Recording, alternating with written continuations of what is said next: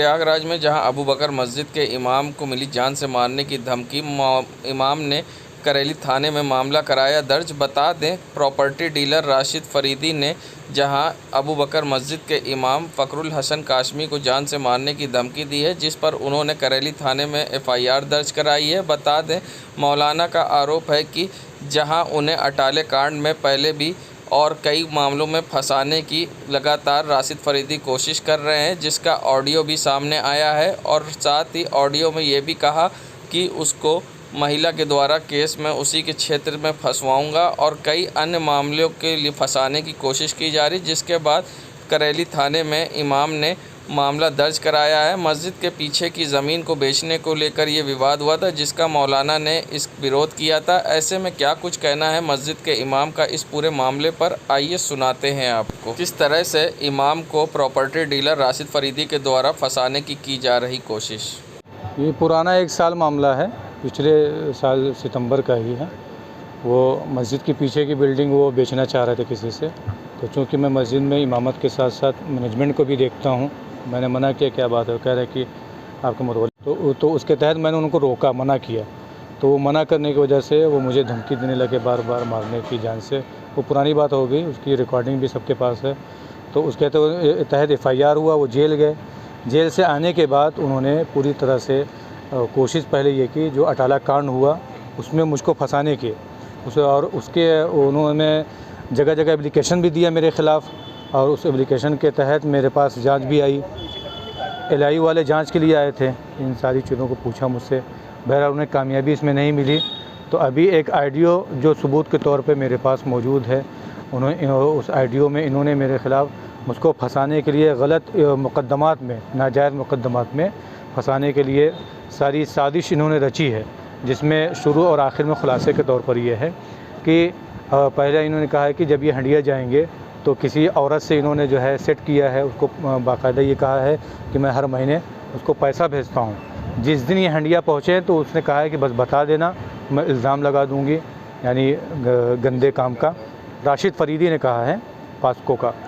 और फिर जब ये इनकी ज़मानत होने लगेगी तो जज के सामने वो औरत आ जाएगी और कहेगी कि अगर ये इसकी ज़मानत होगी तो मैं अपने ऊपर पेट्रोल छिड़क कर आग लगा लूँगी, ये उन्होंने कहा है। और अटाले पे जो दंगा हुआ उसमें जो इन्होंने मुझको फंसाने की कोशिश की, उसके बारे में इन्होंने ये कहा है कि खुदा की कसम मैंने फ़र्ज़ी एप्लीकेशन बनाकर दाखिल किया है मौलाना को फंसाने के लिए, बंदे खुदा के नाम से।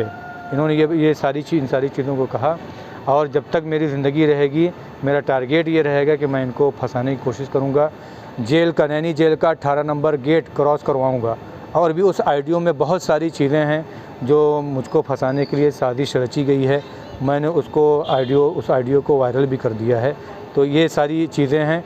इन सारी चीज़ों को ले करके मैंने कल इसके तहत एफआईआर भी करवाया है। एफआईआर कॉपी मुझको मिल गई है करेली थाने से। और एक ज़रूरी बात यह है कि कल रात में मेरे आने के बाद 12 बजे मैं यहाँ पर आया हूँ, 12:15 बजे वो वीडियो भी यहाँ पर मौजूद है, क्योंकि मस्जिद में सीसीटीवी कैमरा लगा हुआ है। 10 बाइक पे कुछ लड़के सवार होकर 2-2, 3-3 गए हैं। वो किस मकसद से यहाँ आए थे या मुझे नहीं देखा, मैं नहीं पाया वो किसी क्या करने के लिए आए थे। उस वीडियो को मैं सामने रख करके उनकी भी जांच करवाऊँगा। और एक ज़रूरी बात यह है, आप लोग पूछ रहे हैं और बहुत लोगों ने पूछा तो छूट गई ये बात, राशिद फरीदी के साथ बहुत लोग ऐसे हैं जो उनके दोस्त हैं और वो लोग प्रॉपर्टी डीलर हैं। अगर ज़रूरत पड़ेगी तो उनका भी नाम जो है ज़ाहिर किया जाएगा, क्योंकि वो लोग दोस्त हैं जो उनकी मदद कर रहे हैं मेरे ख़िलाफ़ इन सब चीज़ों को रचने के लिए, तो उनका भी नाम ज़ाहिर किया जाएगा।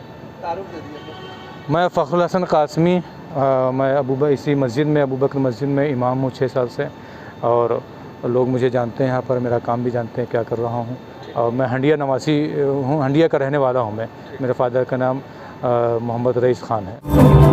संगम नगरी प्रयागराज में जहां राष्ट्रीय हिंदू संगठन ने एक मसाल जुलूस का आयोजन किया गया। ये मसाल जुलूस पत्थर गिरजा से निकलकर सुभाष चौराहे तक निकाला गया, जिसमें सैकड़ों राष्ट्रीय हिंदू संगठन के कार्यकर्ता शामिल हुए।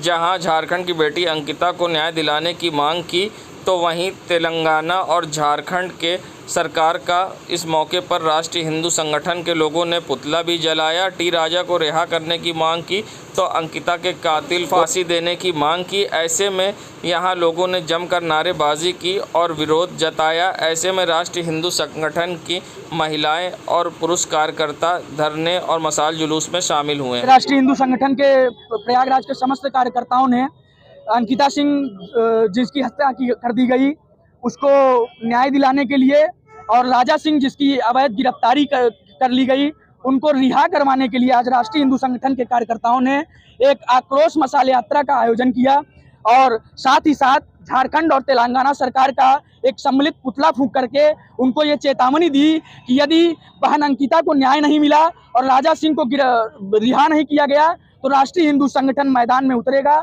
और एक व्यापक आंदोलन को अंजाम देने का कार्य करेगा। अर्पित मिश्र, जिला अध्यक्ष राष्ट्रीय हिंदू संगठन युवा प्रकोष्ठ। मांगे आज आरएचएस हिंदू संगठन के सभी कार्यकर्ता सभी वीरांगना यहाँ एकत्रित हुई है। मशाल का जुलूस लेके सरकार से ये अपील करती हैं कि जो लव जिहाद के शिकार हो रही हैं हिंदू महिलाएं बहनें, रोज ये कहीं ना कहीं रोज ऐसा कांड हो रहा है, तो ये जो लव जिहाद हो रहा है इसको प्रशासन रोके, इसके प्रति कानूनी कार्रवाई करे।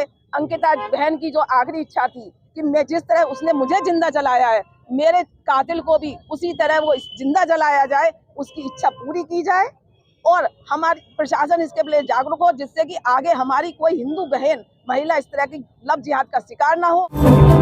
संगम नगरी प्रयागराज, यहाँ तीर्थराज प्रयागराज में एक ऐसा मोहल्ला है जहाँ पर सिर्फ हिंदू ही नहीं बल्कि मुसलमान परिवार भी गणेश उत्सव धूमधाम से मनाता है। जी हाँ, ये नज़ारा है सिविल लाइंस के पहले सिनेमा के पास का, जहाँ गली में अफसाना, सिराज और असलम जैसे कई मुस्लिम परिवार मिलकर भगवान गणेश की प्रतिमा को स्थापित करते हैं और पूरी श्रद्धा से पूजा और अर्चना करते हैं। यहाँ मुस्लिम परिवार हिंदू परिवारों के साथ मिलकर गणपति बप्पा मोरिया के जयकारे भी लगाते हैं। बुरके में मुस्लिम महिलाएं पंडाल में गणेश आरती करती हैं तो मुस्लिम भाई श्रद्धालुओं को प्रसाद वितरित करते हैं और यहाँ पर रोज भक्तों की लंबी भीड़ होती है। ऐसे में यहाँ इनके सहयोग में श्रीवास्तव परिवार भी रहता है, जहाँ श्रीवास्तव परिवार की महिला स्मृति श्रीवास्तव बताती हैं कि आयोजन गणेश उत्सव मुस्लिम परिवार के सहयोग से रहता है। पंडाल गणेश स्थापना से लेकर प्रतिमा विसर्जन तक पूरा सहयोग करते हैं। लोगों ने बहुत अच्छे से आरती किया। हम लोग का ये शौक़ है, हर साल हम लोग के यहाँ गणपति बप्पा आए, हम लोग यही प्रार्थना करते हैं और हम लोग क्या हर चीज़ एकता से बनाते हैं। हम लोग में बहुत एकता, हम लोग हर त्यौहार मिलजुल के मनाते हैं, चाहे ईद हो चाहे गणेश उत्सव। बहुत बहुत धन्यवाद। क्या कहेंगी योगी जी? मेरी सरकार अच्छी है सर। क्या नाम आपका? कायनात। जो पूजा अर्चना हो रहा है गणपति बप्पा को आज बैठाया गया है, ये हमारे मुस्लिम भाइयों के सहयोग से और इस मोहल्ले में हर त्यौहार हिंदू का हो या मुस्लिम का हो बहुत धूमधाम से मनाया जाता है। ईद, होली और गणपति बप्पा इस बार बैठाया गया है और ये लोगों का सहयोग था, इन लोगों का मन था कि गणपति बप्पा यहाँ बैठाए जाए और अच्छे से पूजा सब कुछ अच्छा से हो, अच्छा सब कुछ बीतेगा। और बहुत बहुत सब लोगों का धन्यवाद जो हमारे मुस्लिम भाई हैं, हम लोग हैं, सबके लिए बहुत बहुत धन्यवाद कि हम लोग बहुत अच्छे से यहाँ पे गणपति बप्पा रखा गया। लॉ फैकल्टी के छात्रों ने आज सीएवी इंटर कॉलेज के पास सड़क पर बैठकर चक्का जाम किया। इस दौरान सैकड़ों की संख्या में बैठे छात्रों ने जिला प्रशासन के खिलाफ जमकर नारेबाजी की। छात्रों की मांग लॉ फैकल्टी कॉलेज के जाने वाले रास्ते पर जल भराव है, जिसकी शिकायत कई बार जिले के अधिकारियों से की गई लेकिन कोई सुनवाई नहीं हुई। आज रास्ते एक महिला गिर गई और उसे चोट आई है, जिससे विरोध में छात्र चक्का जाम कर प्रदर्शन किया। ऐसे में सीएमपी डिग्री कॉलेज के प्रधानाचार्य ने पहुंचकर समझा बुझाकर रास्ता खुलवाने की कोशिश की और ऐसे में क्या कुछ कहना है छात्रों का, आइए सुनाते हैं आप। देखिए, सीएवी इंटर कॉलेज इसी के अंदर से लगी हुई रोड गई है जहाँ पे सीएमपी डिग्री कॉलेज के लॉ फैकल्टी है, उसकी रोड इतनी खराब है। उसका नाम गोबर गली था, उसका नाम गोबर गली से बदल करके नौनिहाल गली कर दिया गया है, लेकिन उस पर विकास अभी तक कुछ नहीं हुआ। लगातार डीएम को, मेयर साहिबा को चिट्ठियां लिखी जा रही है। हमारी छात्राएं जो पैर स्लिप कर गया है, स्कूटी स्लिप करके, जिसमें से भी एक छात्र को हम लोग हॉस्पिटल में एडमिट करके आए।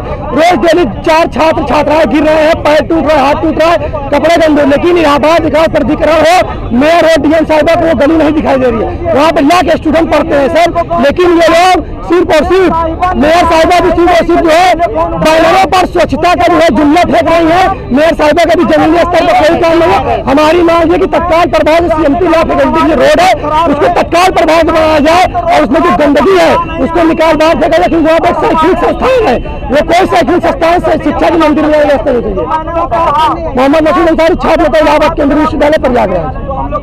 रास्ता है, अप्रोच रोड वो खराब है, कीचड़ है उसमें थोड़ा, जो उधर से गाय भैंस निकलती हैं उनसे बारिश के मौसम की वजह से ज़्यादा गंदा हो गया है, तो बच्चे स्लिप हो रहे हैं। तो व्यवस्था की गई है, जैसे भी मशीन आ रही है वो साफ कर देगी। राज्य विकास प्राधिकरण ने जहां इलाहाबाद हाईकोर्ट के आदेश के बाद जहां मंगलवार को 5 दुकानें सील की थी, तो बुधवार को फिर से इंदिरा भवन में पीडीए ने कार्रवाई करते हुए कई दुकानों को सील किया है। ऐसे में अब पीडीए की कार्रवाई पर सवाल उठ रहे हैं और साथ ही चर्चा का विषय बना हुआ है। जहां पीडीए ने इंदिरा भवन में दुकानों को कई और सील किए हैं, ऐसे में कुछ दुकानों को सील नहीं किया है। जहां इंदिरा भवन में पीछे की तरफ पीडीए ने आज स्पोर्ट्स हाउस की 2 दुकानों को सील किया है, तो उसके ही बगल में ब्यूटी कलेक्शन नामक 2 दुकानों को पीडीए ने सील नहीं किया, जिसकी चर्चा का विषय है। आखिर क्या वजह थी जिसको लेकर पीडीए ने से उसको नहीं किया सील? ऐसे में अब ये चर्चा का विषय बना है। इसके पीछे क्या कुछ कारण है ये स्पष्ट नहीं हो पाया है। जहां मंगलवार को 5 दुकानें हुई थी, तो बुधवार को फिर से पीडीए ने कई दुकानों को किया है सील।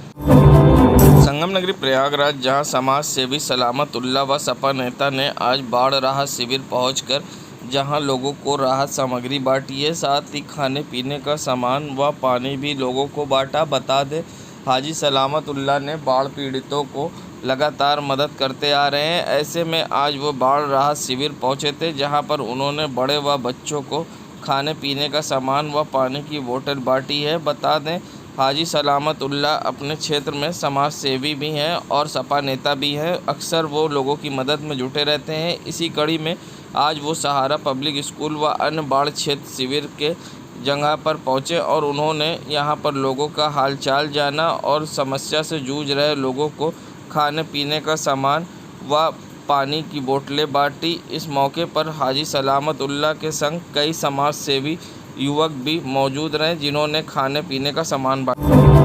संगम नगरी प्रयागराज, जहां योगी सरकार ने मदरसे को लेकर नई गाइडलाइन जारी करी है। अब ऐसे में कोई भी नए मदरसे की मान्यता के लिए उससे पहले सर्वे होगा, जिसके लिए सीएम योगी ने सभी जिलाधिकारी को आदेश जारी कर दिया है। अब मदरसों को मान्यता लेने के लिए पहले अब सर्वे कराना होगा। ऐसे में नए फरमान के बाद हमने जब मदरसों के संचालक और जनता से बात की तो क्या कुछ कहना था, इस पर हम आपको सुनाएंगे। मगर मदरसे के संचालक व मुस्लिम समाज के लोगों ने सीएम योगी के इस फैसले का स्वागत किया है। साथ ही उनका कहना था कि इससे मदरसों को प्रोत्साहन मिलेगा। ऐसे में क्या कुछ कहना है लोगों का, आइए सुनाते हैं आपको। ये सरकार की बहुत ही अच्छी पहल है, इसका हम लोग इस्तकबाल करते हैं कि जो मोहल्लों में मदरसे चल रहे हैं, मुसलमान अपने जेब ख़ास से इन मदरसों को चला रहे हैं। अब सरकार की ये जो पहल है, ज़िला अधिकारी के माध्यम से अनुदान मंजूर किया जाएगा, इसका हम लोग बहुत इस्तकबाल करते हैं। उम्मीद करते हैं कि इससे मदरसों का फ़रोग़ होगा, मदरसों को तरक्की मिलेगी। इसके लिए हम लोग बहुत शुक्रगुज़ार हैं कि एक मौका दिया है उत्तर प्रदेश सरकार ने, योगी सरकार ने मदरसों को तरक्की के लिए। इसका बहुत इस्तकबाल। Zulfikar Ahmad, Darul Uloom Mohammadia, Nawab Yusuf road, civil lines, Allahabad. इस सरकार के इस फैसले का हम स्वागत करते हैं और ये जो फैसला सरकार ने लिया है, इससे हम लोगों के जो भी जेन्युइन मदरसे चल रहे थे उनको प्रोत्साहन मिलेगा और हम बहुत इस योगी सरकार के इस फैसले के हम बहुत आभारी हैं। मोहम्मद कासिफ, इलाहाबाद। ये तो बहुत ही अच्छा है कि जो भी मदरसे हैं चल रहे हैं, अभी अपने जेब से लोग चला रहे हैं। अगर ये सरकार इसमें पहल करती है और अनुदान देती है तो इसका हम तमाम मुसलमान मदरसे वाले तहे दिल से शुक्रिया अदा करते हैं। अब रजिस्ट्रेशन से पहले भी सरकार इसका सर्वे कराएगी, क्या कहेंगे जो नए रजिस्ट्रेशन के लिए अप्लाई करेंगे? तो जिसके पास मदरसे हैं रजिस्ट्रेशन के लायक और कमरे हैं उनके पास, उनका रजिस्ट्रेशन चेक कराने में कोई दिक्कत नहीं है, वो शौक़ से चेक कर सकते हैं। मेरा नाम मोहम्मद अरमान रज़ा। संगम नगरी प्रयागराज, जहां कोरोना काल के कारण कोई भी कार्यक्रम नहीं हो रहा था, अब गाइडलाइन हटने के बाद फिर से एक बार आयोजन हो रहा है। ऐसे में सुल्तानपुर भावा में बप्पा को स्थापित किया गया और भव्य आयोजन और पूजा अर्चना की जा रही है। ऐसे में किस तरह से आयोजन हो रहा है, क्या कुछ कहना है आयोजक का, किस तरह से भंडारा किया जा रहा है, आइए सुनाते हैं आपको। हमारा ये प्रोग्राम 10 साल से हो रहा है, विशाल प्रोग्राम हो रहा है और विशाल भंडारा किया जाता है, जो कि डेली 1000, 1200, 1500 आदमी डेली सुबह शाम प्रसाद बंटता है। मैं चाहता हूँ आपके चैनल के माध्यम से शहर के सारे लोग आएं और हमारे बप्पा का दर्शन करें। कोरोना काल के कारण ये थोड़ा वो किया गया है प्रोग्राम, अगले साल विशाल प्रोग्राम किया जाएगा। हम चाहते हैं कि आप हमारे चैनल द्वारा आप हमारे प्रोग्राम को वो करिए। आपका नाम? पिंटू विश्वकर्मा। संगम नगरी प्रयागराज के नज़ारा है कीटगंज नई बस्ती पुलिस चौकी का, जहां आप देख सकते हैं यहां पुलिस बूथ पर ताला लटका हुआ है और यहां कुशल कुमार तिवारी जो कि चौकी प्रभारी हैं वो यहां तो नहीं दिख रहे हैं, मगर हाँ ताला चौकी पर लटका ज़रूर दिख रहा है। ऐसे में कोई बड़ी दुर्घटना होती है तो आदमी मदद के लिए कहाँ जाएगा, ये भी एक अपने आप में बड़ा सवाल है। जहां जिले के कप्तान जीरो टॉलरेंस की नीति पर काम कर रहे हैं और किसी भी अपराध को बढ़ावा नहीं देना चाहते, ऐसे में यहां पुलिस के ही कुछ लोग उनकी इस अभियान पर जहां पलीता लगा रहे हैं। आपको बता दें यहाँ ताला लटका हुआ है और ये नज़ारा है कीटगंज पुलिस चौकी का, जहाँ पर पुलिस कर्मियों की लापरवाही नज़र आई और यहाँ पर संबंधित जिम्मेदार यहाँ से नदारत दिखाई दिए। इंचार्ज तो दूर, यहाँ पर कोई सिपाही भी नज़र नहीं आया और चौकी पर लटका दिखा ताला। शहर के सबसे व्यस्त इलाका है कीटगंज नई बस्ती।